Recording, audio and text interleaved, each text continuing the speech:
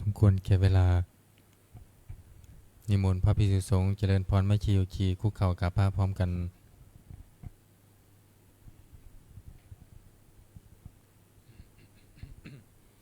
อัญชลีวันทาอภิวาท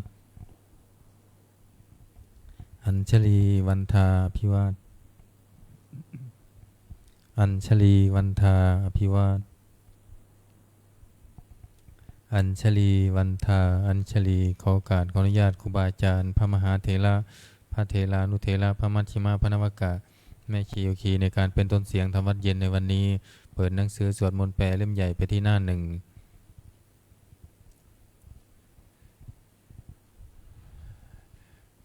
โยโสภะคะวาอะระหังสัมมาสัมพุทโธพระผู้มีพระภาคเจ้านั้นพระองค์ใดเป็นพระอรหันต์ดับเพลิงกิเลสเพลิงทุกข์สิ้นเชิงตรัสรู้ชอบได้โดยพระองค์เองสวากขาโตเยนะภะคะวะตาธัมโมพระธรรมเป็นธรรมอันพระผู้มีพระภาคเจ้าพระองค์ใดตรัสไว้ดีแล้วสุปฏิปันโนยัสสะภะคะวะโตสาวกสังโฆ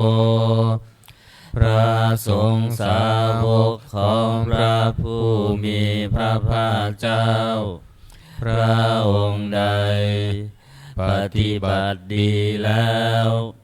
ธัมมายังภะคะวันตังสัทธัมมังสัสสังฆังอิเม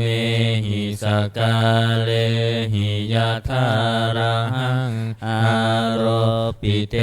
หิอภิปูชยามะข้าพระเจ้าทั้งหลายขอบูชาอย่างยิ่งซึ่งพระผู้มีพระภาคเจ้าพระองค์นั้น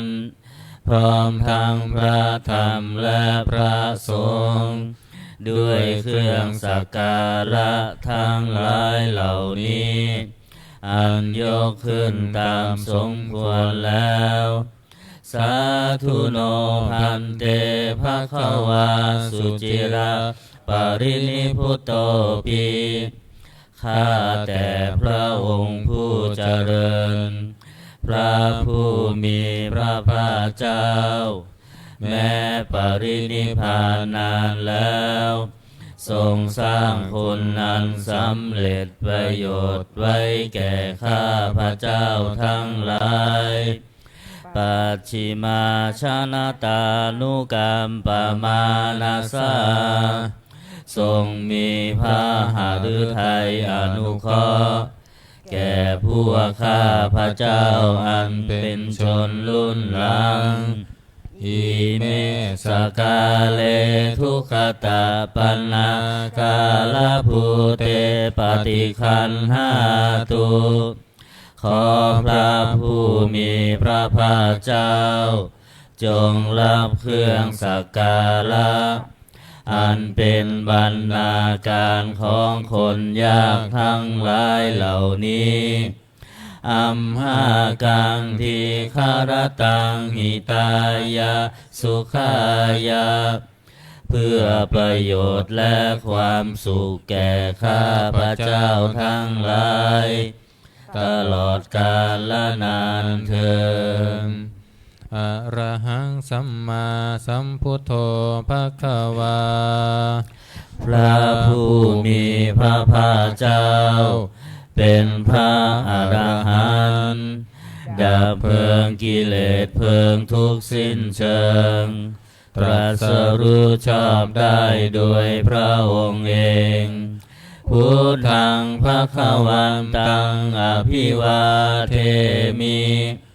ข้าพระเจ้าอภิวาทพระผู้มีพระภาคเจ้าผู้รู้ผู้ตื่นผู้เบิกบานส สวากขาโต ภควตาธัมโมพระธรรมเป็นธรรมที่พระผู้มีพระภาคเจ้าตรัสไว้ดีแล้วธัมมังนามัสสามิข้าพระเจ้านมัสการพระธรรมสุปฏิปันโน โนภะคะวะโตสาวกสังโฆพระสงฆ์สาวกของพระผู้มีพระภาคเจ้าปฏิบัติดีแล้วสังฆังนามามิข้าพระเจ้านอบน้อมพระสงฆ์ หันธรรมยังพุทธัสสะภะคะวะโตบุพพาคณมการังกโรมาเสนะโมตัสสะภะคะวะโตขอนอบน้อมแด่พระผู้มีพระภาคเจ้าพระองค์นั้นอะระหะโตซึ่งเป็นผู้ไกลจากกิเลสสัมมาสัมพุทธัสสะตรัสรู้ชอบได้ด้วยพระองค์เองนะโมตัสสะภะคะวะโตขอนอบน้อมแด่พระผู้มีพระภาคเจ้าพระองค์นั้นอะระหะโตซึ่งเป็นผู้ไกลจากกิเลสสัมมาสัมพุทธัสสะตรัสรู้ชอบได้ด้วยพระองค์เองนะโมตัสสะภะคะวะโตขอนอบน้อมแด่พระผู้มีพระภาคเจ้าพระองค์นั้นอะระหะโตซึ่งเป็นผู้ไกลจากกิเลส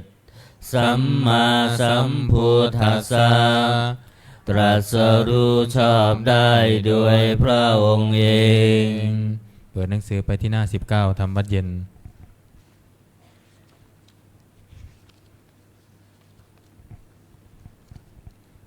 หันตมยังพุทธานุสตินยังกโรมาเสตังโคปานา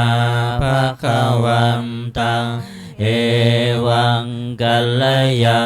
โนกิติสัทโธอภุคโตก็กิตติศักดิ์อันงามของพระผู้มีพระภาคเจ้านั้นได้ฟุ้งไปแล้วอย่างนี้ว่าอิติปิโสภะคะวาเพราะเหตุอย่างนี้พระผู้มีพระภาคเจ้านั้นอะระหังเป็นผู้ไกลจากกิเลสสัมมาสัมพุทโธเป็นผู้ตรัสรู้ชอบได้ด้วยพระองค์เองวิชาจารณะสัมปันโนเป็นผู้ถึงพร้อมด้วยวิชาและจารณะสุขโตเป็นผู้ไปแล้วด้วยดีโลกวิทูเป็นผู้รู้โลกอย่างแจ่มแจ้งอนุตตโรปุริสธรรมสารถิเป็นผู้สามารถฝึกบุรุษที่สมควรฝึกได้อย่างไม่มีใครยิ่งกว่าสัทธาเทวมนุษย์สานังเป็นครูผู้สอนของเทวดาและมนุษย์ทั้งหลายพุทโธเป็นผู้รู้ผู้ตื่นผู้เบิกบานด้วยธรรมภควาติเป็นผู้มีความจำเริญจำแนกคำสั่งสอนสัตว์ดังนี้ หันตมยังพุทธาภิกขิติงกโรมาเส พุทธวาลาหันตวาลตาภิกขุนาภิยุโตพระพุทธเจ้าประกอบด้วยคุณมีความประเสริฐแห่งอรหันตคุณเป็นต้นสุทธาพิยานการุณาหิสมาคตโตพระองค์อันประกอบด้วยพระญาณและพระกรุณาอันบริสุทธิ์โพเทสิโยสุชนะตังกามรังวสุโรพระองค์ใดทรงกระทำชนที่ดีให้เบิกบานดุจนาทิตย์ทำบัวให้บานวันธามหังตมรนังศีลสาชิเนทังข้าพระเจ้าไหว้พระชินสีผู้ไม่มีกิเลสพระองค์นั้นด้วยเสียงกล่าวพุทโธโยสัพพปานินังสารนังเขมามุตตมังพระพุทธเจ้าพระองค์ใดเป็นสารณะอันเกษมสูงสุดของสัตว์ทั้งหลายปัฏฐมานุสติทานังวันทามิตังสิเรนะหังข้าพระเจ้าไหว้พระพุทธเจ้าพระองค์นั้นอันเป็นที่ตั้งแห่งความระลึกองค์ที่หนึ่งด้วยเสียงกล่าวพุทธัสสะหัสสมิทาโสพุทโธเมสามิกิสโร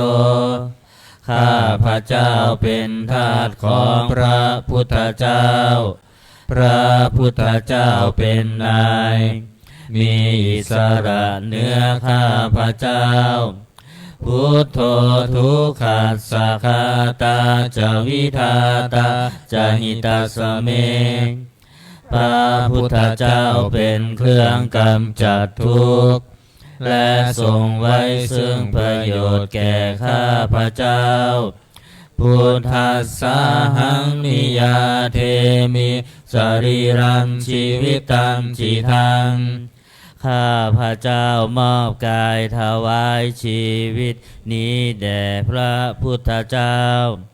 วันทันโตหังจาริสามิพุทธัสเสวสุโพธิตังข้าพระเจ้าผู้ไหวอยู่จากประพฤติตามซึ่งความตรัสรู้ดีของพระพุทธเจ้านาทิเมสารนังอัญญังพุทโธเมสารนังวรังสารณะอื่นของข้าพระเจ้าไม่มีพระพุทธเจ้าเป็นสารณะอันประเสริฐของข้าพระเจ้าเอเตนะสัจจวัชเชนะวัตตยังสัตถุสาสเนด้วยการกล่าวคำสัตย์นี้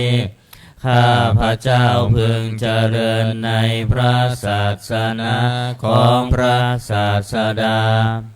พุทธังเมวันธมาเนนะยังปุญญังปัสสุตังอิทาข้าพระเจ้าผู้ไหวอยู่ซึ่งพระพุทธเจ้าได้ขวนขวายบุญใดในบัดนี้สัพเพปิอันตรายาเมมเหสุตัสสะเตชะสาอันตรายทั้งปวงอย่าได้มีแก่ข้าพระเจ้าด้วยเดชแห่งบุญนั้นกายเยนะวาจายวเจตสาวาด้วยกายก็ดีด้วยวาจาก็ดีด้วยใจก็ดีพุทเทกุกัมมังปะกตังมยายังกรรมหน้าที่เตียนอันใดที่ข้าพระเจ้ากระทำแล้วในพระพุทธเจ้าพุทโธปฏิคันหตุอัจฉยันตัง ขอพระพุทธเจ้าจงงดซึ่งโทษล่วงเกินนั้นการันตะเลสังวริตุงวพุทเทเพื่อการสำรวมระวังในพระพุทธเจ้าในการต่อไป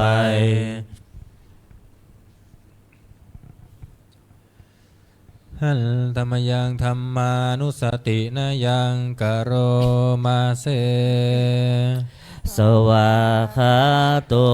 ภะคะวตาธัมโมพระธรรมเป็นสิ่งที่พระผู้มีพระภาคเจ้าตรัสไว้ดีแล้วสันทิฏฐิโกเป็นสิ่งที่ผู้ศึกษาและปฏิบัติพึงเห็นได้ด้วยตนเองอากาลิโกเป็นสิ่งที่ปฏิบัติได้และให้ผลได้ไม่จำกัดการเอหิปัสสิโกเป็นสิ่งที่ควรกล่าวกับผู้อื่นว่าท่านจงมาดูเถิดโอปานายิโกเป็นสิ่งที่ควรน้อมเข้ามาใส่ตัวปัจจตังเวทิตัสโพวินยูหิติเป็นสิ่งที่ผู้รู้ก็รู้ได้เฉพาะตนดังนี้หันธรรมยังธรรมาภิกิติงกโรมาเสสวาคาตตาทิคุณโยคาวาเสนาเสโยพระธรรมเป็นสิ่งที่ประเสริฐพอประกอบด้วยคุณ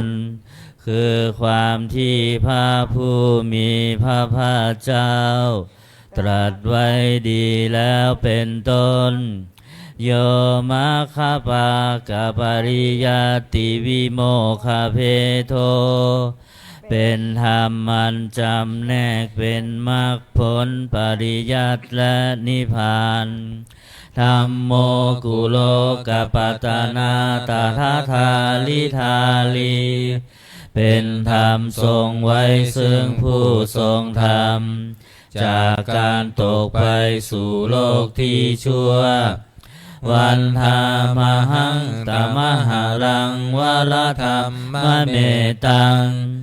ข้าพระเจ้าไหว้พระธรรมอันประเสริฐนั้นอันเป็นเครื่องขจัดเสียซึ่งความมืด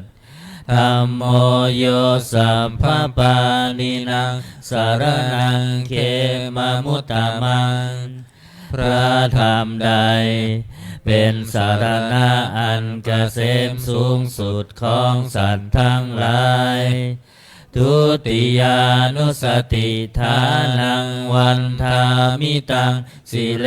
นะหังข้าพระเจ้าไหว้พระธรรมนั้นอันเป็นที่ตั้งแห่งความระลึกองค์ที่สองด้วยเสียงกล่าวธรรมัสสาหัสสมิทาโสวะธัมโมเมสามิกิสโรข้าพระเจ้าเป็นทาสของพระธรรมพระธรรมเป็นนายมีอิสระเหนือข้าพระเจ้าธัมโมทุกขัสสะคาตาจาวิทาตาจาหิตัสสะเมพระธรรมเป็นเครื่องกำจัดทุกข์และทรงไว้ซึ่งประโยชน์แก่ข้าพระเจ้าธัมมัสสาหังนิยาเทมิสรีรังชีวิตังจิตังข้าพระเจ้ามอบกายถวายชีวิตนี้แด่พระธรรมวันทันโตหังจาริสามิธรรมเสวสุธรรมตังข้าพระเจ้าผู้ไหวอยู่จากพระพฤติตามซึ่งความเป็นธรรมดีของพระธรรมนัตถิเมสารนังอัญญังธัมโมเมสารนังวรังสารณะอื่นของข้าพระเจ้าไม่มี พระธรรมเป็นสรณะอันประเสริฐของข้าพเจ้าเอเตนะสัจจวัชเชนะวัตตยังสัทธุสาสเนด้วยการกล่าวคำสัตย์นี้ข้าพเจ้าพึงเจริญในพระศาสนาของพระศาสดาธัมมังมีวันธมาเนนะยังปุญญังปสุตังอิทาข้าพเจ้าผู้ไหวอยู่ซึ่งพระธรรมได้ขวนขวายบุญใดในบัดนี้สัพเพปิอันตรายาเมมเหสุตัสสะเตชะสาอันตรายทั้งปวงอย่าได้มีแก่ข้าพเจ้าด้วยเดชแห่งบุญนั้น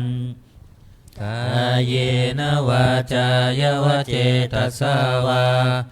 ด้วยกายก็ดีด้วยวาจาก็ดีด้วยใจก็ดีธัมเมกุกัมมังปะกตังมยายังกรรมหน้าที่เตียนอันใด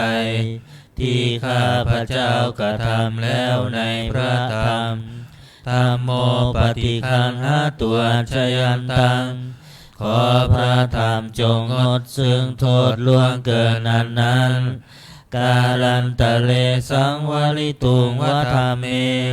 เพื่อการสำรวมระวังในพระธรรมในการต่อไป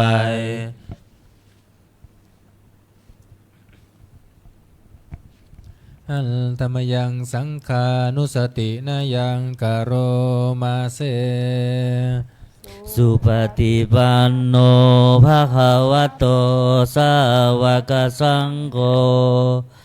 ทรงสาวกของพระผู้มีพระภาคเจ้าปฏิบัติดีแล้วอุชุปฏิปันโนภะคะวะโตสาวกสังโฆทรงสาวกของพระผู้มีพระภาคเจ้าปฏิบัติตรงแล้วยายะปฏิปันโนภะคะวะโตสาวกสังโฆ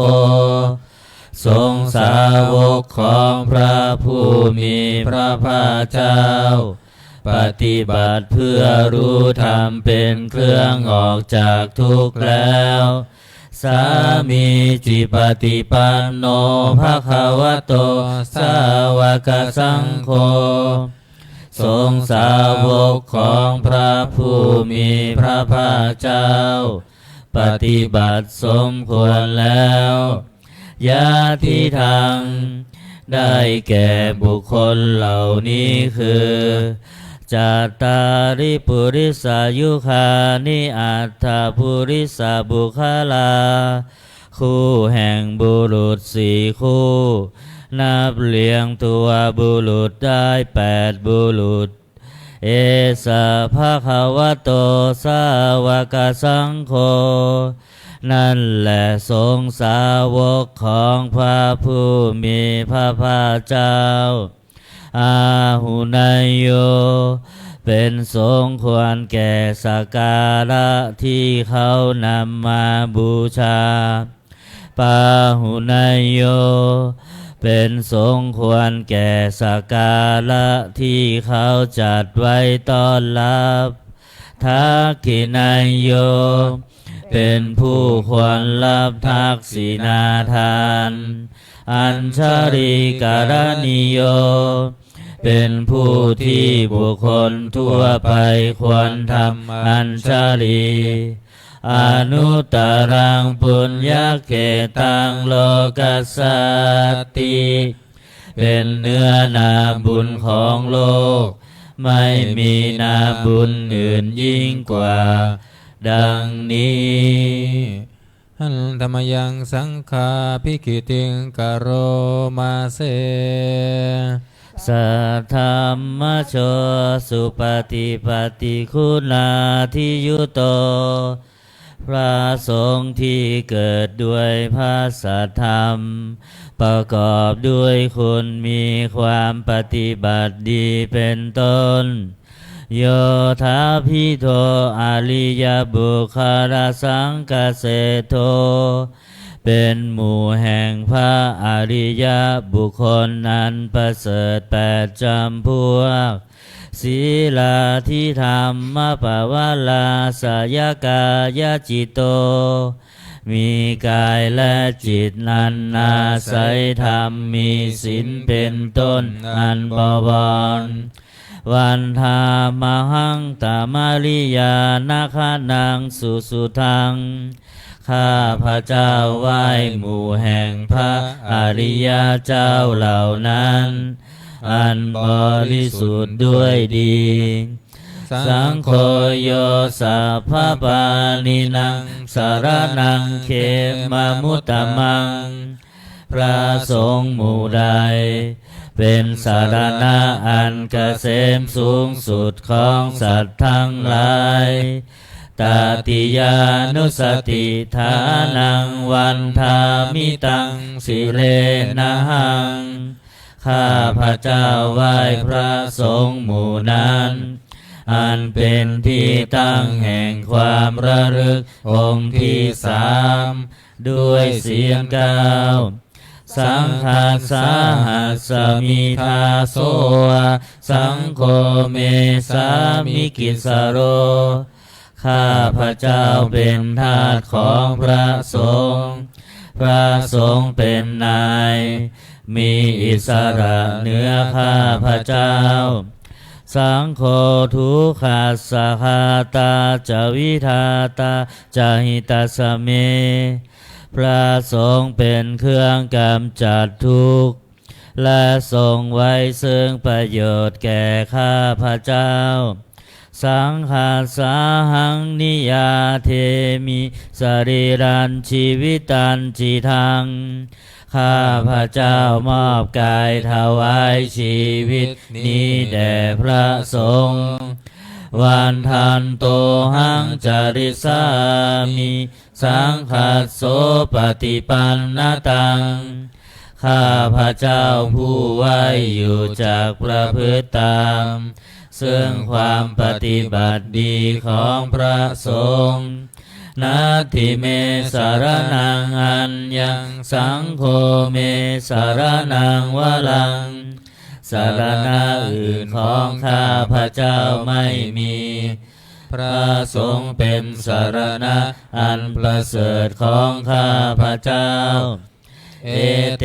นะสัจจวัชเชนะวัตตัยยังสัทธุสาสเนด้วยการกล่าวคำสัตย์นี้ข้าพระเจ้าพึงเจริญในพระศาสนาของพระศาสดาสังฆังเมวันธมาเนนะยังปุญญังปัสสุตังอิทาข้าพระเจ้าผู้ไว้อยู่ซึ่งพระสงฆ์ได้ขวนขวายบุญใดในบัดนี้สัพเพปิอันตรายาเมมาเหสุงตัสสะเตชะสาอันตรายทั้งปวงอย่าได้มีแก่ข้าพระเจ้าด้วยเดชแห่งบุญนั้นกายเยนะวาจายวเจตสาวาด้วยกายก็ดีด้วยวาจาก็ดีด้วยใจก็ดีสังเคกุกัมมังปะกตังมายายังกรรมหน้าที่เตือนอันใดที่ข้าพระเจ้ากระทำแล้วในพระสงฆ์สังโฆปฏิคันหาตัวชยันตังขอพระสงฆ์จงงดซึ่งโทษล่วงเกินนั้นการันตะเรสังวริตุงวสังเคเพื่อการสำรวมระวังในพระสงฆ์ในการต่อไป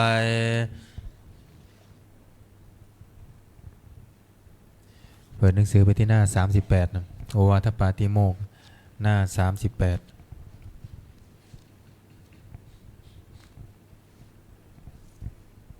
หันตมยังโอวาทปาติโมกขคาทาโยพนามาเส สัพพะปะปัสสะอาการนังการไม่ทำบาปทั้งปวงกุศลสุปสัมปทา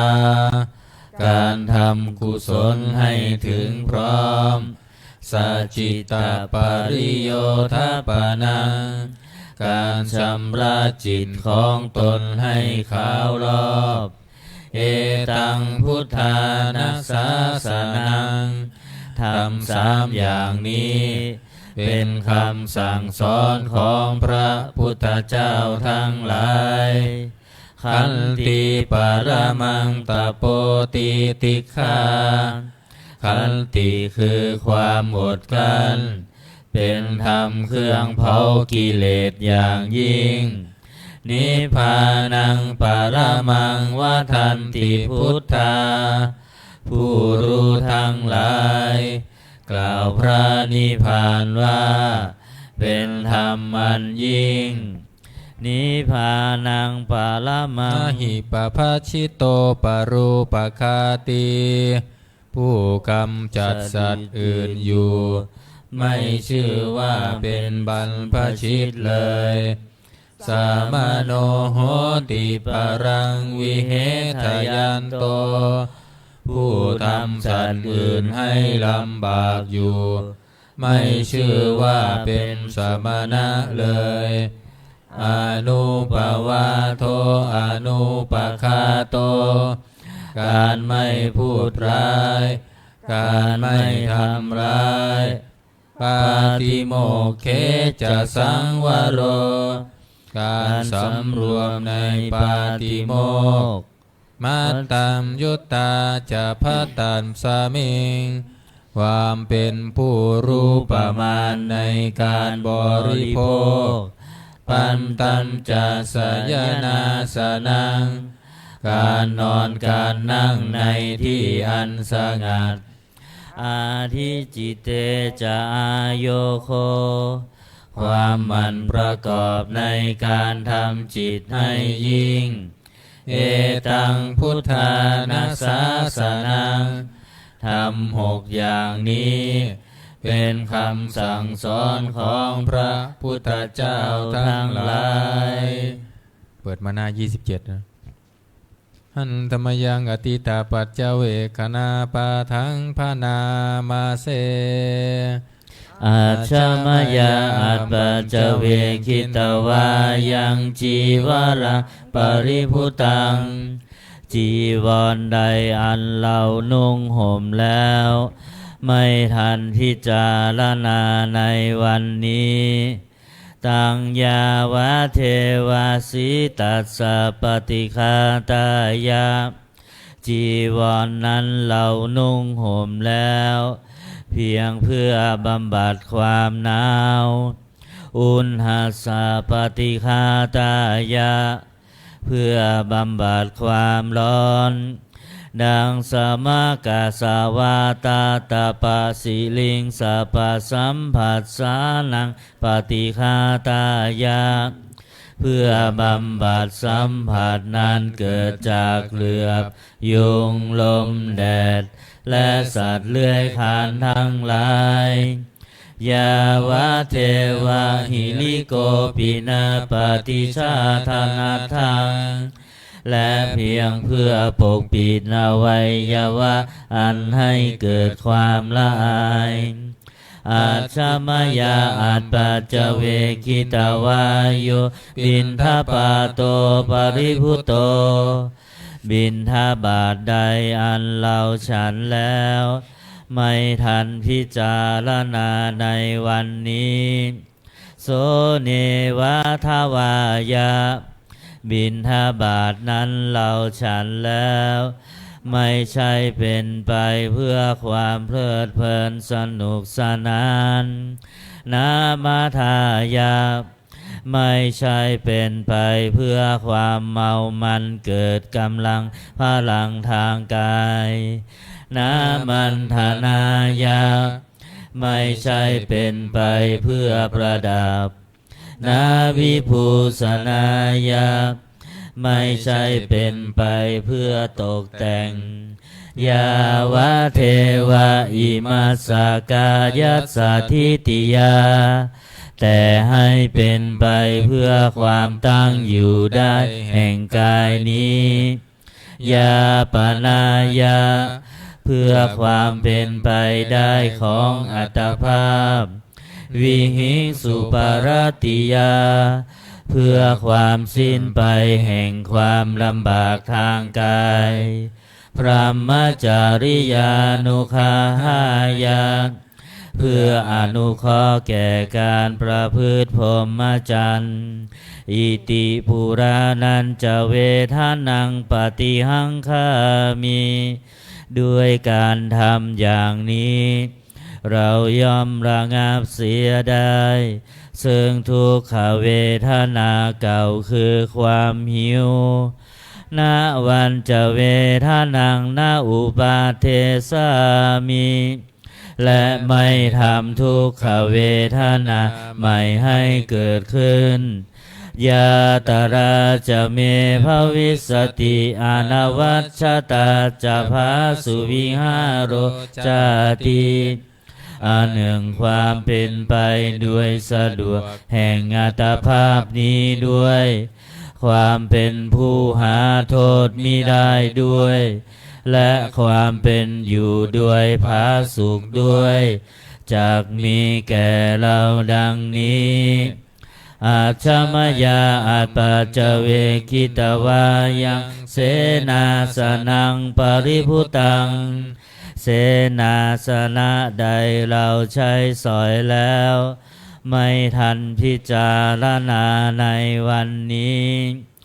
ตังยาวะเทวาสีตัสสะปฏิฆาตายาเสนาสนะนั้นเราใช้สอยแล้วเพียงเพื่อบำบัดความหนาวอุณหสะปฏิฆาตายาเพื่อบำบัดความร้อนดังสมกาสวาตาตาปะสิลิงสัพพสัมผัสสานังปฏิฆาตายาเพื่อบำบัดสัมผัสนั้นเกิดจากเหลือบยุงลมแดดและสัตว์เลื้อยคลานทั้งหลายยาวะเทวะอุตุปาริสยวิโนทานังปฏิสันลานาลามะทังเพียงเพื่อบรรเทาอันตรายอันพึงมีจากดินฟ้าอากาศและเพื่อความเป็นผู้ยินดีอยู่ได้ในที่หลีกเล่นสำหรับภาวนาอาชมยาอาปัจเจเวคิตวายุขีลานาปัจจยเพสัชชปาริคาโรปริพุโตขีลานาเพสัชบริขารใดอันเราบริโภคแล้วไม่ทันพิจารณาในวันนี้โสยาวะเทวะบุตรปันนานังวยาภาธิกานังเวทานานังปฏิฆาตายาขีรานาเพสัชบริขารนั้นเราบริโภคแล้วเพียงเพื่อบำบัดทุกขเวทนาอันบังเกิดขึ้นแล้วมีอาพาธต่างๆเป็นมูลอาพยาปัชชปรมาตายาติเพื่อความเป็นผู้ไม่มีโรคเบียดเบียนเป็นอย่างยิ่งดังนี้หันธรรมยังอุทิศนาทิฏฐานาคาทายโยพานามาเสอิมินาปุญญากาเมนะด้วยบุญนี้อุทิศให้อุปัชฌายาคุณุตตรา อุปัชฌาย์ผู้เลิศคุณอาจาริยุปการาจาและอาจารย์ผู้เกื้อหนุนมาตาปิตาจายาตกาทั้งพ่อแม่และพวงญาติสุริโยจันทิมาราชา สูญจันทร์และราชาคุณวันตานาลาปิจาผู้ทรงคุณหรือผู้สูงชาติพระมมาราชอินทาจาพรหมารและอินทราชโลกปาลาจเทวตาทั้งถวยเทพและโลกบาลยะโมมิตามนุสสาจายมาราชมนุษย์มิตรมัชฌตาเวริกาปิจาผู้เป็นกลางผู้จ้องพรานสัพเพสัตตาสุขีโหนตุขอให้เป็นสุขสันต์ทุกทั่วหน้าอย่าทุกข์ทนปุญญานิปักกตานิเมบุญพ้องที่ข้าทำจงช่วยอำนวยสุภพลสุขังจติวิทังเทนตุให้สุขสามอย่างล้นขีปังปาเพทาโวมะตังให้รู้ถึงนิพพานพรันอิมินาปุญญากรรมเมนาด้วยบุญนี้ที่เราทำอิมินาอุทิเสนาจาและอุทิศให้พวงสัตว์ขีปาหังสุรเพเจวะเราพันได้ซึ่งการตัดตันหุปาทานเฉทนังตัวตัณหาอุปาทานเยสันตาเนหินาธรรมาสิ่งชั่วในดวงใจยาวานิพานโตมะมังกว่าเราจะถึงนิพพานนัสสันตุสาภาทาเยวามาลายสิ้นจากสันดานยัตถาชาโตภาเวภาเวทุกภพที่เราเกิดอุชุจิตังสติปัญญามีจิตตรงและสติทั้งปัญญาอันประเสริฐสังเลโควิริยัมหินาพร้อมทั้งความเพียรเลิศเป็นเครื่องขูดกิเลสหายมาลาลาพันตุโนกาสังโอกาสอย่าพึงมีแก่หมู่มารสิ้นทั้งหลายกาตุมจะวิริเยสุเมเป็นช่องประทุษร้ายทำลายล้างความเพียรจมพุทธาธิปาวโรนาโทพระพุทธผู้บวรนาถธัมโมนาโทวรุตตโมพระธรรมที่พึงอุดมนาโทปัจเจกพุทโธจาพระปัจเจกพุทธสมสังโฆนาโทตโลมะมังโทพระสงฆ์ที่พึงพยองเตโสตมานุภาเวนะด้วยอานุภาพนั้นมาโลกาสังลพันตุมาขอหมู่มารอย่าได้ช่องทัสสะปุญญานุภาเวนะด้วยเดชบุญทั้ง10ป้องมาโลกาสังลพันตุมาอย่าเปิดโอกาสแก่มารเถิดวันนี้วันอังคารสวดอนันตลักษณะเปิดหนังสือมนต์พิธีเล่มเหลืองไปที่หน้า51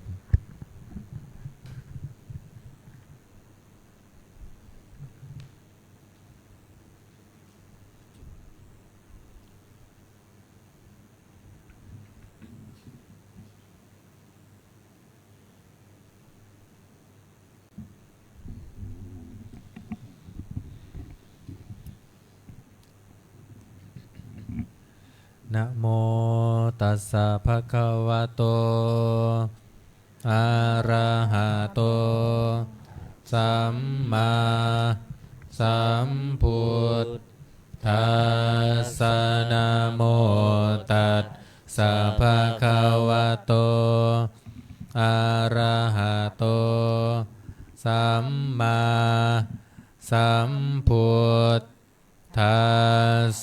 นะโมตัสสะภะคะวะโตอะระหะโตสัมมาสัมพุทธัสสะ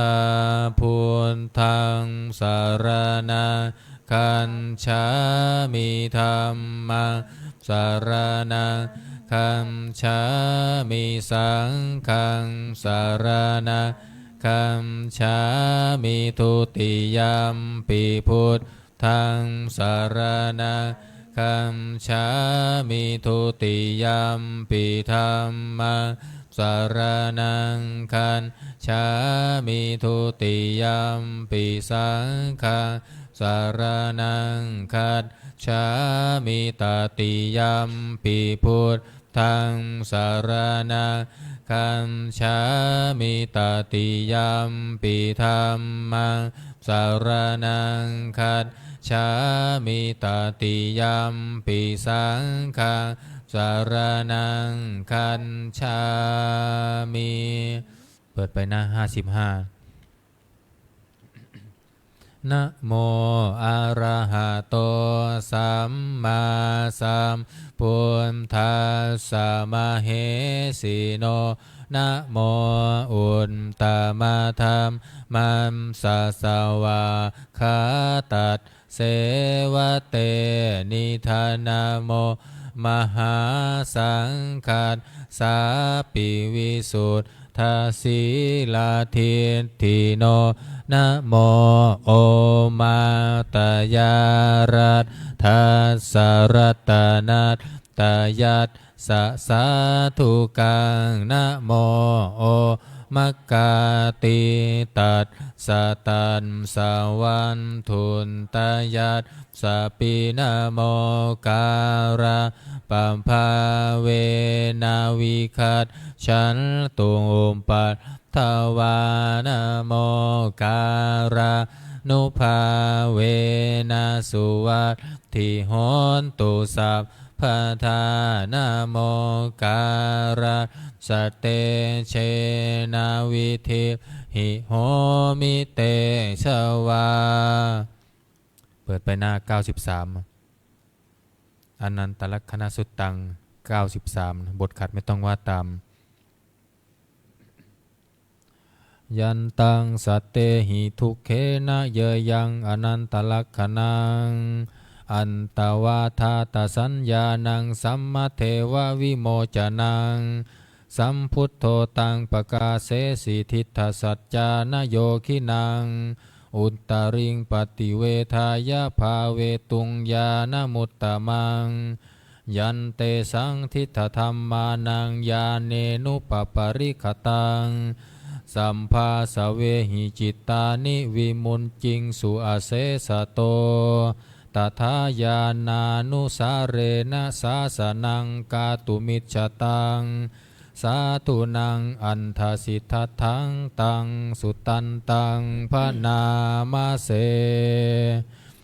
เอวะเมสุตังเอกังสมัยยังภควาภารานาสิยังวิหารติอิสิปัตตเนมิคทาเยตัสระโคภควาปัญจวัคคีเยภิกขุอามัมเตสิรูปังภิกขเวอนัตตารูปัญจหิทังภิกขเวอัตตาอัปภวิสนายิทังรูปังอาภาทายาสังวัตเตยลาเพทาจารูเปเอวังเมรูปังโหตุเอวังเมรูปังมาอโหสิติยัตฉ สมาจักโคภิกขเวรูปังอนัตตาตัสสมารูปังอาภาทายาสังวันตตินัจจลาภติรูเปเอวังเมรูปังโหตุเอวังเมรูปังมาอโหสิติเวทนาอนัตตาเวทนาจหิทังภิกขเวอัตตาอัปภวิสนายิทังเวทนาอาภาทายาสังวัตเตยาลาเพทาจาเวทนายะเอวังเมเวทนาโหตุเอวังเมเวทนามาอโหสิติยัตสมาจักโคภิกขเวเวทนาอนัตตาตัสสมาเวทนาอาภาทายาสังวัตตินัจจลาภติเวทนายะเอวังเมเวทนาโหตุเอวังเมเวทนามาอโหสิติสัญญาอนัตตาสัญญาจหิทังภิกขเวอัตตาอัปภวิสนายิทังสัญญาอาภาทายาสังวัตเตยาลัมเพทาจาสัญญายะเอวังเมสัญญาโหตุเอวังเมสัญญามาอโหสิติยัตสมาจักโคภิกขเวสัญญาอัตตาตัสสมาสัญญาอาภาทายาสังวัตตินัจจลาภติสัญญายะเอวังเมสัญญาโหตุเอวังเมสัญญามาอโหสิติสังขาราอนัตตาสังขาราจหิทังภิกขเวอัตตาอัปภวิสังสุนายิทังสังขาราอาภาทายาสังวัตเตยยุงลาเพทาจาสังขาเรสุเอวังเมสังขาราโหตุเอวังเมสังขารามาอาเหสุนติยัตสมาจักโคภิกขเวสังขาราอนัตตาตัสสมาสังขาราอาภาทายาสังวัตัมตินัจจลาภติสังขาเรสุเอวังเมสังขาราโหตุเอวังเมสังขารามาอาเหสุนติวิญญาณังอนัตตาวิญญาณังจหิทังภิกขเวอัตตาอัปภวิสนายิทังวิญญาณังอาภาทายาสังวัตเตยาลัมเพทาจาวิญญาเนเอวังเมวิญญาณังโหตุเอวังเมวิญญาณังมาอโหสิติยัตสมาจักโคภิกขเววิญญาณังอนัต ตาตัสสมาวิญญาณังอาภาทายาสังวัตตินัจจลภติวิญญาเนเอวังเมวิญญาณังโหตุเอวังเมวิญญาณังมาอะโหสิติตังกิงมัญญัตถภิกขเวรูปังนิจจังวาอนิจจังวาติอนิจจังปันเตยัมปนานิจจังทุกขังวาตังสุขังวาติทุกขังพันเตยัมปนานิจจังทุกขังวิปาริณามธรรมังกัลลังนุตังสามานุปัสสิตุงเอตังมะมะเอโสหามัสสามิเอโสเมอัตตาติโนเหตังพันเตตังกิงมัญญัตถภิกขเวเวทนานิจจาวาอนิจจาวาติอนิจจาพันเตยัมปนานิจจังทุกขังวาตังสุขังวาติทุกขังพันเตยัมปนานิจจังทุกขังวิปาริณามธรรมังกัลลังนุตังสามานุปัสสิตุงเอตังมะมะเอโสหามัสสามิเอโสเมอัตตาติโนเหตังพันเตตังกินมัญญัตถภิกขเวสัญญานิจจาวาอนิจจาวาติอนิจจาพันเตยัมปนานิจจังทุกขังวาตังสุขังวาติทุกขังพันเตยัมปนานิจจังทุกขังวิปาริณามธรรมังกัลลังนุตังสามานุปัสสิตุงเอตังมะมะเอโสหามัสสามิเอโสเมอัตตาติโนเหตังพันเตตังกินมัจยะถาภิกขเวสังขารานิจจาวาอนิจจาวาติอนิจจาพันเตยัมปนานิจจังทุกขังวาตังสุขังวาติทุกขังพันเตยัมปนา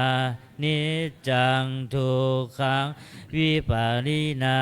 มธรรมังกัลลังนุตังสามานุปัสสิตุงเอตังมะมะเอโส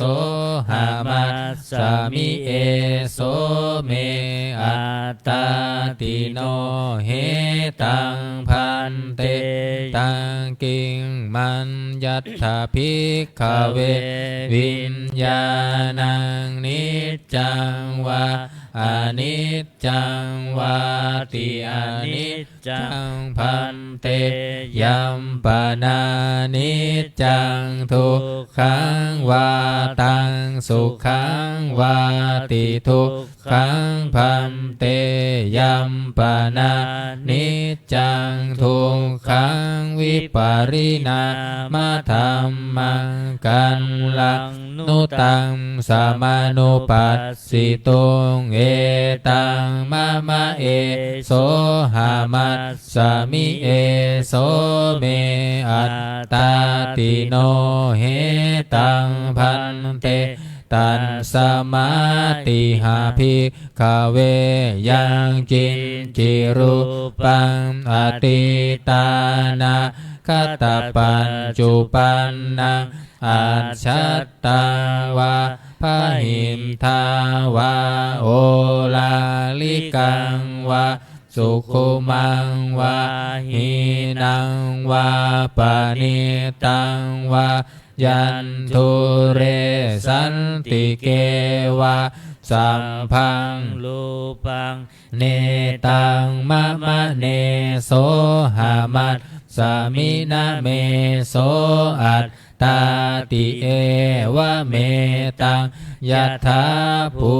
ตังสัมมาปัญญายัตถาทัพพังยากาจิเวทนาอติตานาคตปัจจุปันนาอัจฉัตตาวาพหิมทาวาโอลาลิกาวาสุขุมาวาหินาวาปณิตาวายาทุเรสันติเกวาสัมภาเวทนาเนตังมะมะเนโสหามัตสามินะเมโสอัตตาติเอวะเมตังยัตถาภูตังสัมมาปัญญา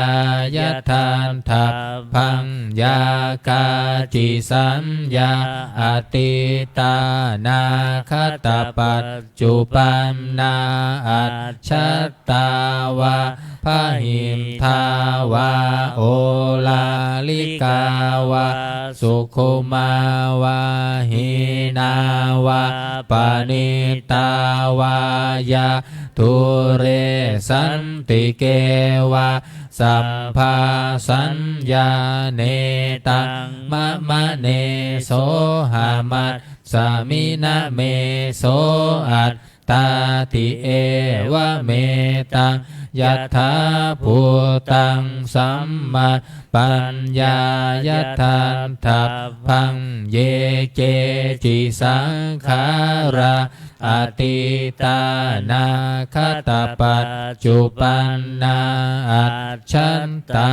วาพหิทาวาโอลาลิกาวาสุขุมาวาหินาวา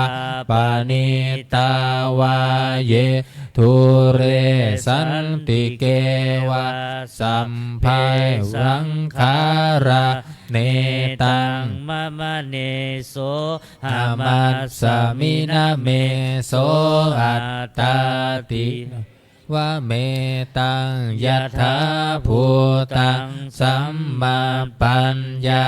ยัตถาทัพพังยังกินจิวิญญาณังอติตานาคตปัจจุปันนังอัจฉัตตาวาพหิมทาวาโอลาลิกังวาสุขุมังวาหินังวาปณิตังวายันทุเรสันติเกวาสัมพังวิญญาณังเนตังมะมะเนโสหามัตสามินะเมโสอัตตาติเอวะเมตังยัตถาภูตังสัมมาปัญญายัตถาทัพพังเอวังปัสสังภิกขเวสุตตวาอริยสาวโกรูปัสสมิงปินิมพินทัตติเวทนายาปินิพินทัตติสัญญายาปินิพินทัตติสังขาเรสุปินิพินทัตติวิญญาณัสสมิงปินิพินทัตตินิพินทังวิรัญชติวิราคาวิโมจจติวิโมตตัสสมิงวิโมตตามิติญาณังโหติขีนาชาติวุสิตังพรหมจริยังกตังการณียังนาปารังอิทัตตายาติปชานาติทัก อิทัมมะโวจะภะคะวาอันตมานาปัญจวัคคียาภิกขุภะคะวะโตภาสิตังอภินนันทุอิมัสสมิงจะปะนะเวยาการนัสสมิงพันยามาเนปัญจวัคคียานังภิกขุนังอนุปาทายะอาสาเวหิจินตานิวิมุตจิงสุติ133มงคลจักรวาลน้อย133สัพพพุทธานุภาเวนะสัมภธรรมานุภาเวนะสัพพสังฆานุภาเวนะพุทธรัตนะธัมมรัตนังสังฆรัตนะตินนังรัตนานังอนุภาเวนะจตุราสิติสหสัทธัมมขันธานุภาเวนะปิตกัตตายานุภาเวนะชินนัสสวกานุภาเวนะสัพเพเตโรคาสัพเพเตพยาสัพเพเตอันตรายะสัมเพเตอุปันทวาสัพเพเตทุนนิมิตตาสัพเพเตอวมังคาราวินัสสันตุอายุวัฏฐโกธนวัฏฐโกสิริวัฏฐโกยัสสวัฏฐโกภาลวัฏฐโกวันนาวัฏฐโกสุขวัฏฐโกโหตุสัมปทาทุกขโรภัคคยาเวลาโสกาสัตตุจุปัฏฐวาอเนกาอันตรายาปิวินัสสันตุจเตชะสาชยสิทธิธานังลาภังสุทิภัคคยังสุขังภาลังสิริอายุจวันโนจะโพคังวุติจะยัสสวัสสัตวัสสาจะอายุจะชีวสิทธิภาวันตุเตภาวันตุสัพพมังคารังละขันตุสัพพเทวตาสัมภพุทธานุภาเวนะสัทธาโสทิภาวันตุเตภาวันตุสัพพมังคารังละขันตุสัพพเทวตาสัมภธรรมานุภาเวนะสัทธาโสทิภาวันตุเตภาวันตุสัพพมังคารังละขันตุสัพพเทวตาสัพพสังฆานุภาเวนะสัทธาโสทิภาวันตุเตครับการทำวัดเย็นก็จบเพียงที่นี้นะครับสำหรับต่อไปจะได้เจริญจิตตภาวนาทำสมาธิสักครู่และแผ่เมตตาพร้อมกัน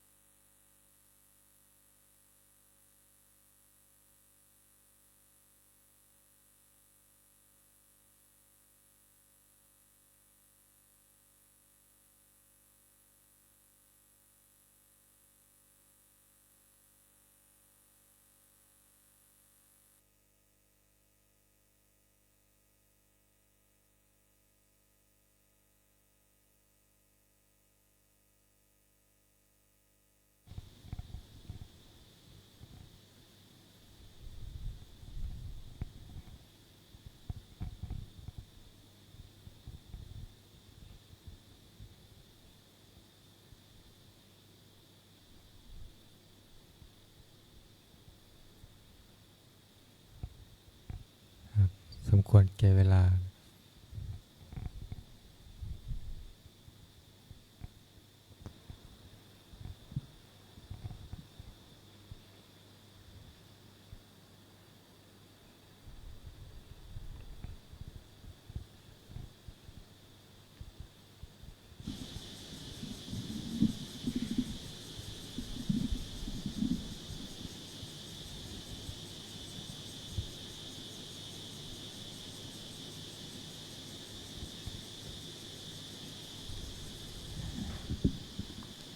อิตังทานากัมมังนิพพานาปัจจ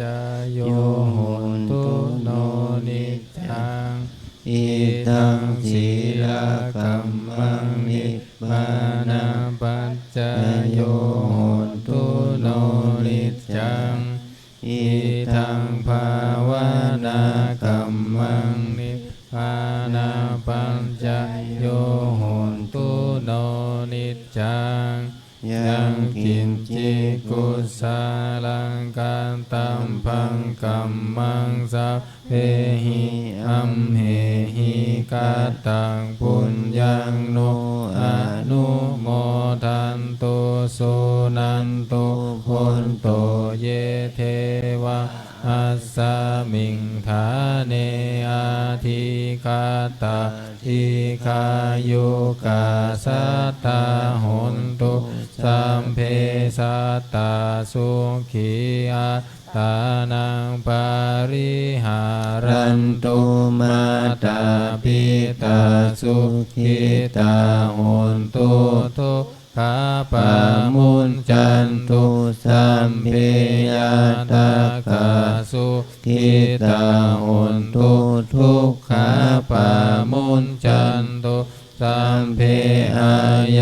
ตากาสุขิตาหนตุทุกขาปามุนจันตุสัมเพปิสาสัพเพยัคฆาสัพเพเปตาสุขิตาหนตุทุกขาปามุนจันตุสัมเพนาคัตตาสุขิตาหนตุทุกขาปามุนจันตุสัมเพเทวาสุขิตาหนตุทุกขาปามุนจันตุสัมเพอาจาริโยปัจจายาสุขิตาหนตุทุกขาปามุนจันตุสัมภาสัมปติโยสามิชันตุโวภูเขาวันทาหลวงพร้อมกัน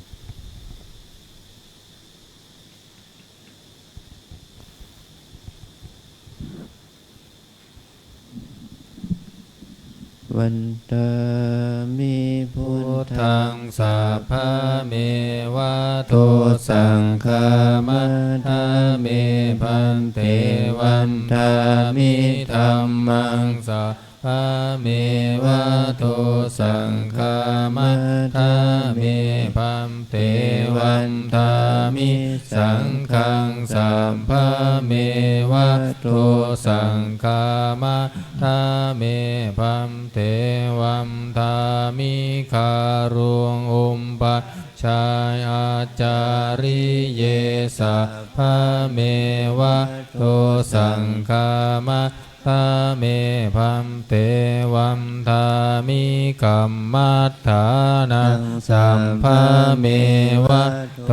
สังฆามัฏฐาเมพัมเตวัมทามิอาราเมพันทัสสีมังสัพพะเม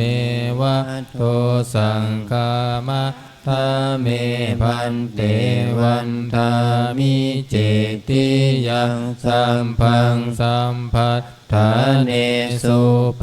ฏิทิตาสาริรันทาตุมหาโพ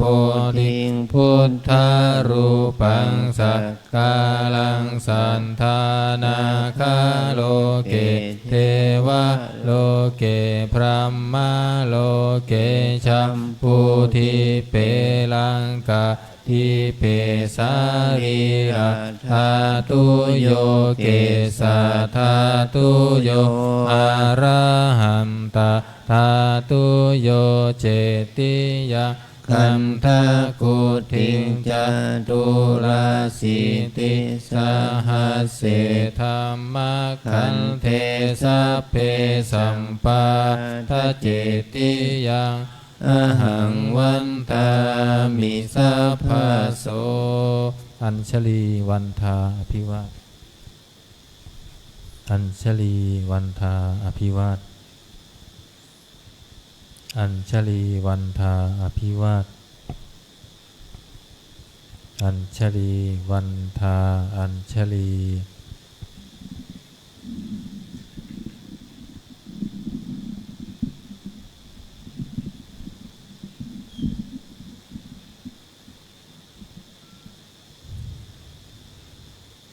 ขอนิมนต์พระภิกษุสงฆ์เจริญพรแม่ชีอุคีก้มหมอบวันทาน้อยพระอาจารย์เจ้าคุณพร้อมกันสาธุวันทามิปันเตสัพพังอัปปาราทากามัตตาเมพันเตมยากาตังปุญญาสามินาอนุโมทิตาพังสามินากาตังปุญญังไมหะตาตาพังสาธุสาธุอนุโมทามิจัตตารโอธรรมาวัฏันติอายุวันโนสุขังพระลังสาธุสาธุสาธุนิมนต์พระภิกษุสงฆ์ภูเขากราบพระอาจารย์เจ้าคุณพร้อมกันแม่ชีอุคีกราบทีหลังอัญชลีวันทาอภิวาทอัญชลีวันทาอภิวาทอัญชลีวันทาอภิวาทอัญชลีวันทาอัญชลีขอเชิญแม่ชีโยคีทุกท่านน้อมกราบท่านเจ้าคุณอาจารย์พร้อมกันค่ะอัญชลีวันทาอภิวาทอัญชลีวันทาอภิวาทอัญชลีวันทาอภิวาทอัญชลีวันทาอัญชลีขออนโมทนาต่อกุศลศรัทธาที่พวกเราทั้งหลายได้กระทำบำเพ็ญขอบุญนี้จงเป็นอานิสงส์ให้เราเจริญในสมาปฏิบัติ เพื่อความดับทุกข์เพื่อพระนิพพานเป็นที่สุดจงบังเกิดผลแก่พวกเราทั้งหลายจงทุกข์ทั่วหน้ากันด้วยเถิดสาธุสาธุสาธุ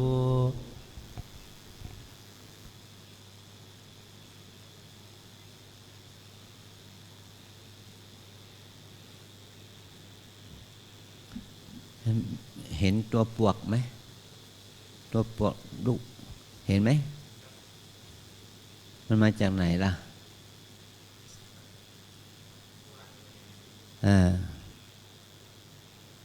มันจะตกลงมาจากข้างบนหรือเปล่าถ้ามันมีแม่ปวกมันมีตัวปวกมันแพร่พันธุ์แพร่เชื้อเนี่ยมันไม่ใช่มีแค่ตัวสองตัวนะไต่ไปถึงเดี๋ยวนี้เป็น10เราให้เราดูหน่อยนะมันกลายเป็นสัตว์ที่จะก่อให้เกิดความเสียหายต่ออาคารเรา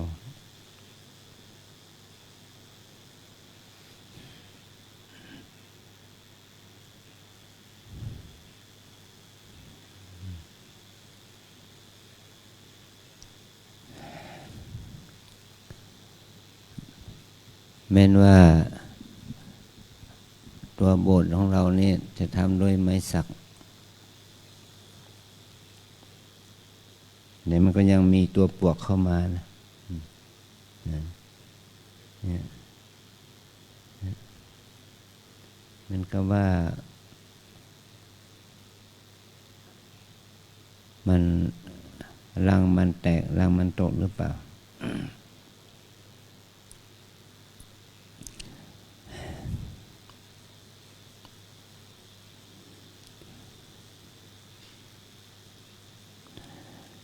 วันนี้เป็นโอกาสที่เราได้มา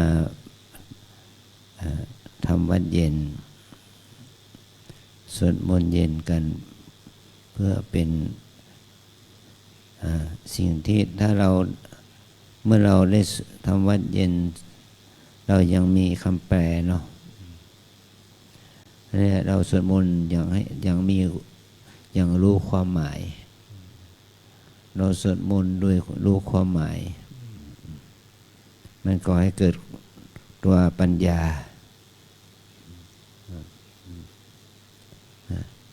ได้ไหม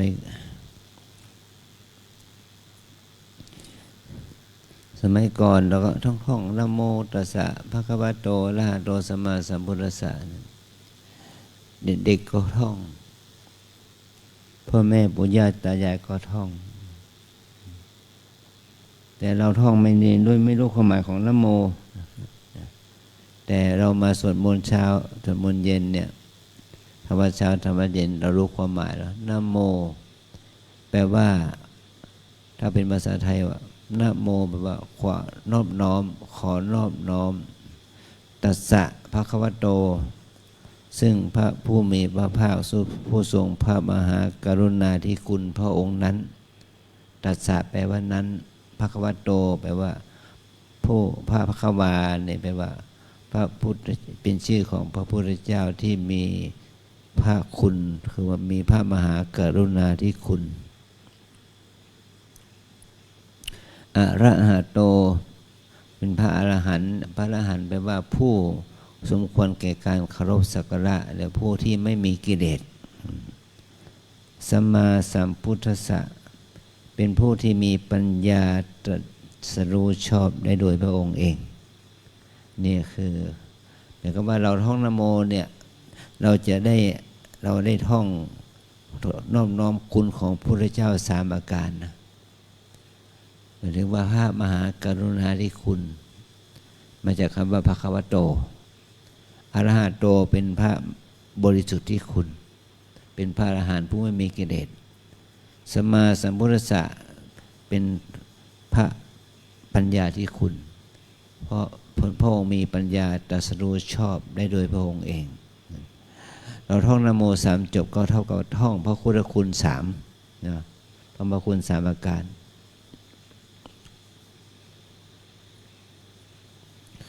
หรือแม่เราว่าเราไหว้พระเนี่ยอรหังสัมมาสัมพุทโธภควา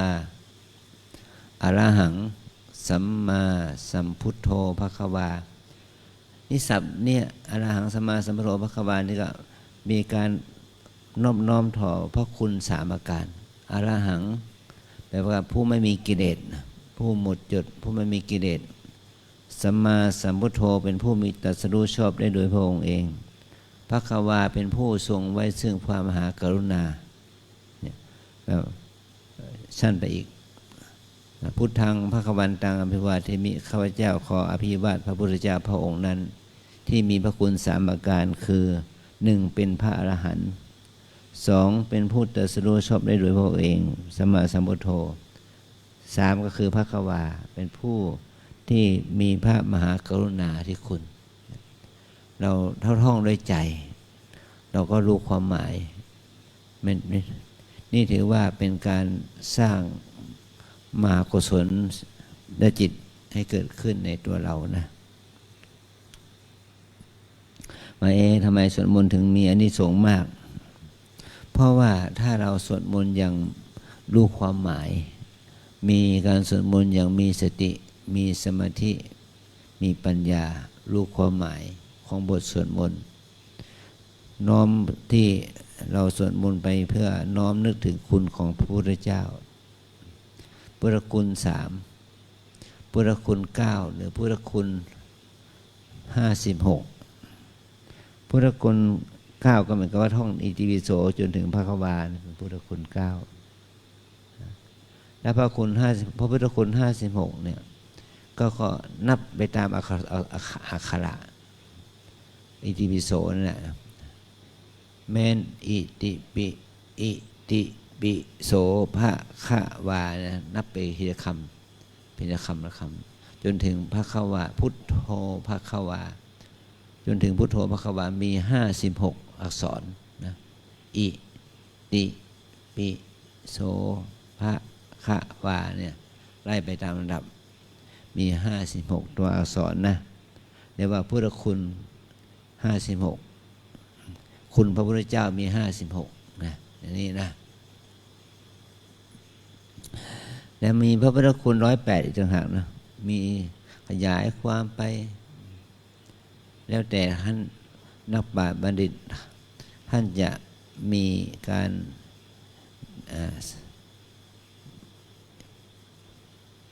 นับคุณของพระพุทธเจ้าแต่ถ้าโดยย่อแล้วก็มีมีที่ว่าอรหังสัมมาสัมพุทโธภควานี่แหละหรือว่าโดยย่อมี3ก็คือนะโมตัสสะภะคะวะโตอะระหะโตสัมมาสัมพุทธัสสะนี่นะมี3ถ้าเรา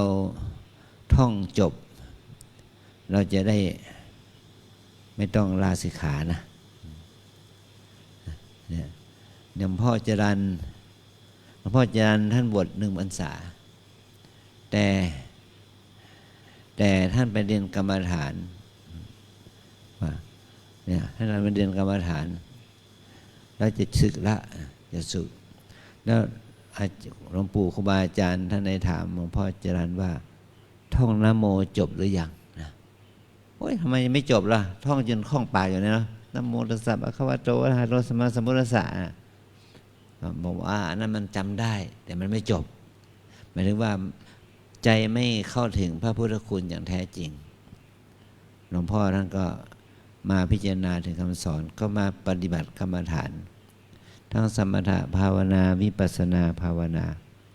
จนสุดท้ายท่านก็ได้เป็นพระครูบาอาจารย์สอนกรรมฐานนะนี่ว่า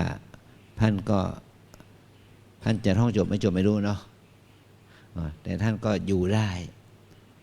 เพราะท่าน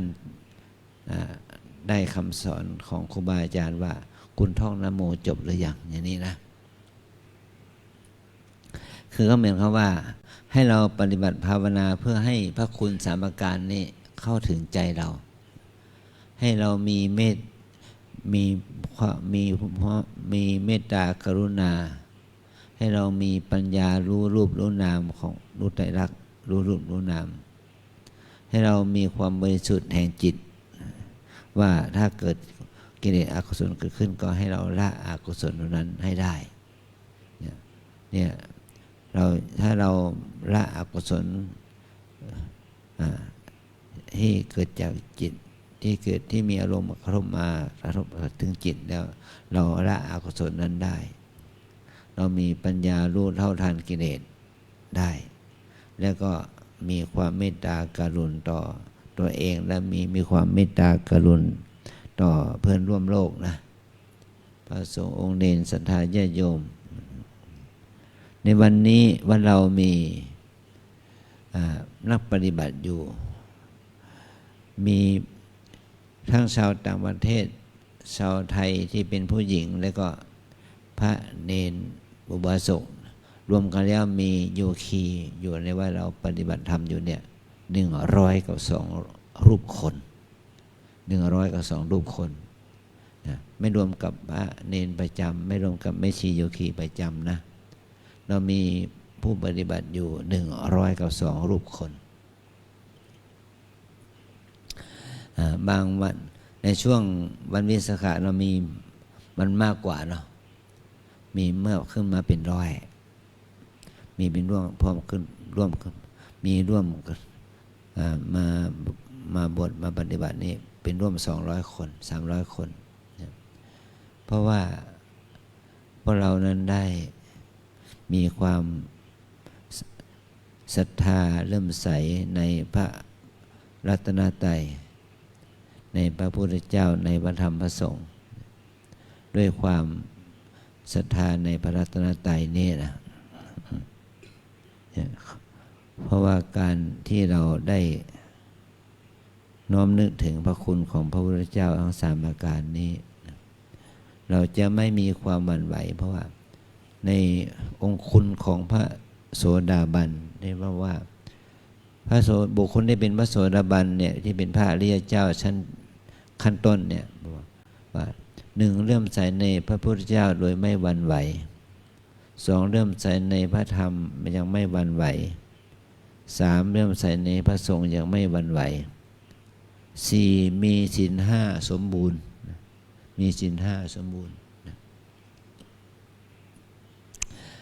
ว่าบุคคลที่มีศีลห้าสมบูรณ์ได้เริ่มใส่ในพระรัตนตรัยคือพระพุทธเจ้าพระธรรมพระสงฆ์ยังไม่หวั่นไหวอันนี้เป็นเครื่องบ่งบอกถึงบุคคลนั้นเป็นพระอริยเจ้าเป็นพระโสดาบันนะเนี่ยเราเริ่มใส่ในพระพุทธเจ้าพระธรรมพระสงฆ์โดยยังไม่หวั่นไหวก็หมายความว่าเราเข้าถึงธรรมมีสัมมาทิฏฐิมีความเห็นชอบมีทัศนะที่ถูกต้องเนี่ยถือว่าเป็นพระอริยะชั้นต้นเป็นพระโสดาบันนะถ้าเราได้เข้าถึงพระพุทธเจ้าเข้าถึงพระธรรมเข้าถึงพระสงฆ์ยังไม่หวั่นไหวก็หมายความว่าเมื่อเราได้บรรลุธรรมเนี่ยได้เราบรรลุธรรมแล้วก็มันก็ศีลห้ามันเกิดกับใจของท่านโดยอัตโนมัติเลยไม่ถ้าเราถือศีลห้าโดยชอบโดยไม่ใช่โดยไม่ใช่โดยที่ไม่รู้สึกอึดอัดขัดใจแต่ถือศีลห้าด้วยความรู้สึกปลอดโปร่งโล่งใจนี่จะทำให้เราเจริญในพระศาสนาเมื่อพระโสดาบันนั้นได้ถือศีลห้าสมบูรณ์เริ่มใส่ในพระพุทธเจ้าพระธรรมพระสงฆ์สมบูรณ์ดำรงชีวิตอยู่ในโลกนี้แม้ว่าจะยังไม่บรรลุเป็นพระอรหันต์ในชาตินี้ท่านจะมีชีวิตอยู่ในสังสารวัฏนี้ไม่เกิน7 ชาติพอถึงชาติที่7ก็จะต้องเป็นพระอรหันต์ด้วยแน่นอนเนี่ยไม่เกิน7 ชาติพอชาติที่7ท่านจะได้เป็นพระอรหันต์โดยแน่นอนนะเราทั้งหลายเราไม่สามารถทำให้ทุกคนมีความศรัทธาเลื่อมใสในพระรัตนตรัยได้เนาะแต่เราสามารถทำใจเราเองให้เลื่อมใสในพระรัตนตรัยได้นะให้เราเลื่อมใสศรัทธาในพระรัตนตรัยนะได้แต่เราไม่สามารถทำให้ใครๆเลื่อมใสในพระรัตนตรัยได้อย่างเมื่อกี้เนี่ยโยคีชาวจีนคนหนึ่งมาปฏิบัติธรรมที่ว่าเรา20 วันเขาก็ปฏิบัติผมเฝ้ายุ่งเหยิงรุงรังหน้าตาหม่นหมองนะแต่2-3 วันนี่หน้าตาเขาผ่องใสผมเฝ้าเป็นระเบียบเรียบร้อยดีขึ้นแต่เขาต้องเดินทางกลับประเทศจีนเขาบอกว่าขอบคุณอาจารย์ขอบคุณวัดลำเปิงทำให้วัดลำเปิงทำให้ชีวิตเขาเนี่ยเปลี่ยนแปลงไปเนี่ยทำให้ชีวิตเขาเปลี่ยนแปลงทำให้ชีวิตเขาได้รู้ความจริงของชีวิตเนี่ยนี่เขาปฏิบัติถึง20 วันนะวันพรุ่งนี้21 วันเขาก็จะลากลับไปเมืองจีนเนี่ย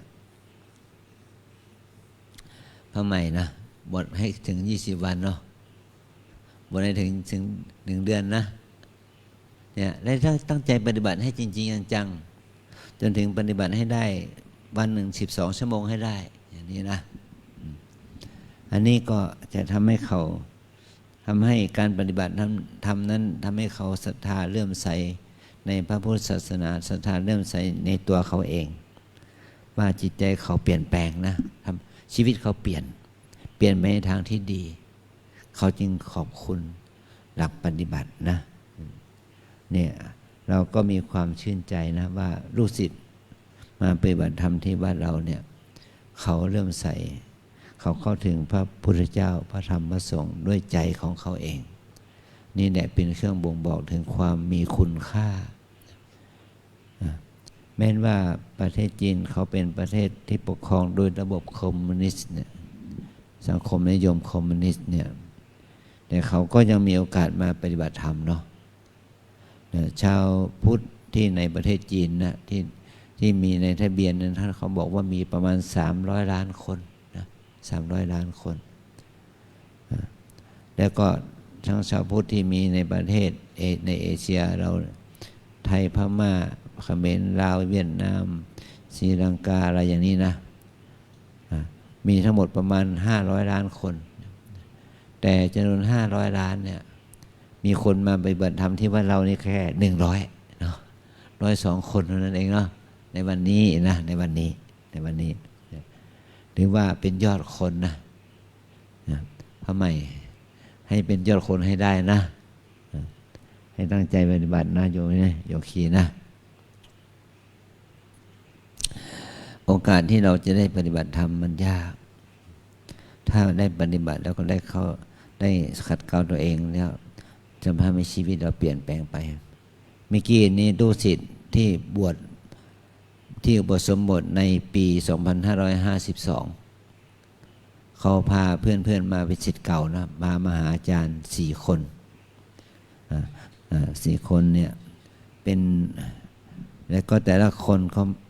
ก็ดีใจอีกคนหนึ่งก็ไปทำงานที่อเมริกาทำงานร้านอาหารที่อเมริกามาเป็น10 ปีแล้วตอนนี้มาประเทศไทยมา1 เดือนแล้วก็เลยโทรหาเพื่อนๆมาพากันมาเยี่ยมอาจารย์นะมาเยี่ยมหลวงพ่อนี่ก็ลูกศิษย์อีกคนหนึ่งก็เป็นไวยาวัจกรของวัดเราเนี่ยอีก3 คนเราจำหน้าได้บ้างจำหน้าไม่ได้บ้างนะ52ไปแล้ว52 62ก็เป็น16 ปีมาแล้วเนาะ16 ปี10ครับเนี่ยในช่วงนั้นก็หมายถึงว่าปี52ก็คือปีที่เราได้สร้างศาลาแก้วมงคลนะในช่วงนั้นนะได้สร้างกุฏิน้องดาวเหล่านั้นนะเขายังช่วยอาจารย์ปลูกต้นไม้อยู่เลยบัดนี้ต้นไม้เดี๋ยวนี้มันโตไปแล้วเนาะโตคุมต้นหลังคาไปแล้วเนี่ยเดี๋ยวนั้นเนี่ยมีอีกคนหนึ่งที่มรณภาพไปขั้นนาวีท่านนาวีที่เป็นแม่เขาเป็นคนเยอรมันพ่อเป็นคนไทยนะท่านมรณภาพไปตอนที่ท่านไปปฏิบัติศาสนกิจที่วัดพระธาตุศรีจอมทองมรณภาพไปก็เอาอาจารย์ก็ได้เอาศพท่านมาบำเพ็ญกุศลที่นี่ท่านนาวีท่านเก่งมากในเรื่องของการทำเครื่องเสียงอะไรอย่างนี้นะปรับระบบไมค์ระบบไมโครโฟนเครื่องเสียงให้แก่วัดเราทั้งวัดนะนี่เพราะอาศัยท่านนาวีนะทำงานโสดงานถ่ายทอดอะไรพวกนี้นะท่านก็บวชในรุ่นเดียวกันปี52นั่นแหละนะขอให้เราทั้งหลายได้เรียนรู้ถึงกฎแห่งกรรมนะเขาก็บอกว่ารุ่นนั้นมีบวชพระในข้อพรรษา20 กว่ารูปถึงแก่กรรมไปแล้ว3 คนเป็นชาวบ้านศึกไปเป็นชาวบ้าน1 คนแล้วก็เป็นพระท่านสมานมิตรกับท่านนาวีมรณภาพเป็นตายเป็นมรณภาพในความเป็นพระเนี่ยมันก็เห็นถึงความไม่แน่นอนของสังขารนะอันนี้เป็นเหตุให้เรานั้นจะได้ไม่ประมาทจะได้ไม่ประมาทช่วยกันดูแลพระพุทธศาสนาด้วยการดูแลใจตัวเองดูแลพระพุทธศาสนาก็คือดูแลใจตัวเองดูแลความประพฤติของตัวเองทางกายวาจาใจให้ดีนี่แหละคือดูแลพระพุทธศาสนาอย่างแท้จริงนะถ้าเราดูแลใจตัวเองไม่ได้ก็ดูแลพระพุทธศาสนาไม่ได้เนาะเนี่ยที่เราดูแลพระพุทธศาสนาได้ก็เขาก็แล้วก็จะมันก็หมายความว่าเราต้องดูแลใจตัวเองให้ได้นะดูขีนะผู้หญิงก็ทำดูแลพระศาสนาได้ญาติโยมก็ดูแลพระศาสนาได้พระเนรก็ดูแลพระพุทธศาสนาได้ไม่ใช่หลวงพ่อหลวงพี่หลวงปู่เท่านั้นที่ดูแลพระพุทธศาสนาเราทุกองค์ที่บวชมาวัน1 2 วันก็ดูแลพระพุทธศาสนาได้จริงก็คือดูแลใจตัวเองนะให้ใจเราเองไม่ให้ใจเราเองมันมีความสะอาดบริสุทธิ์จากกิเลสละกิเลสตัณหาราคะออกจากใจของเราให้ได้นี่แหละคือการทำหน้าที่ดูแลพระศาสนาที่แท้จริงนะต่อไปเราทั้งหลายจะได้ไหว้พระเนาะ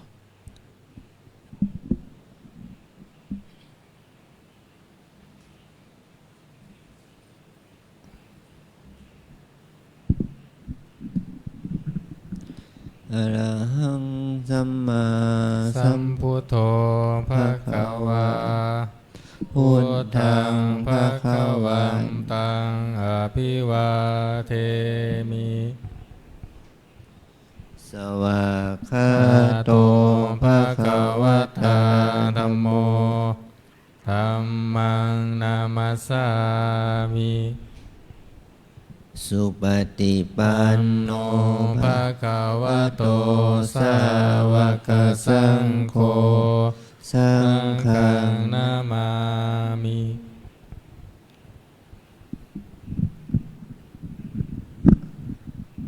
ครับครับได้ ประชาสัม โย พันธ์ คีช่วยเก็บอาสนะเลย ประชาสัมพันธ์ถึงโยคีหญิงนะคะ ช่วยกันปิดหน้าต่างทั้งสองฝั่ง แล้วลงไปปฏิบัติรวมกันที่ห้องรับพระกรรมฐาน ห้องใต้ดินหอไตรค่ะ